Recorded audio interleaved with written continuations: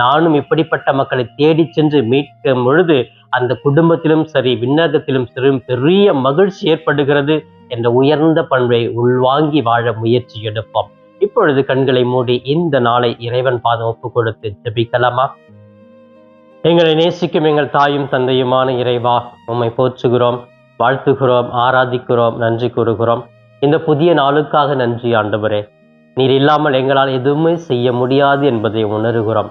நீதான் எங்களை படைத்தீர், நீதான் எங்களை வழி நடத்துகிறீர்.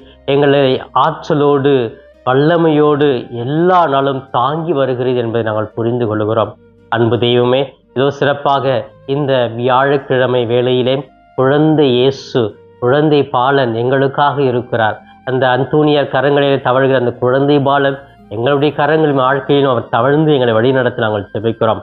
அன்பு தெய்வமே, இன்றைய மன்னா என்ற இந்த நிகழ்ச்சியை பார்த்து ஜெபித்து கொண்டிருக்கிற ஒவ்வொரு பிள்ளை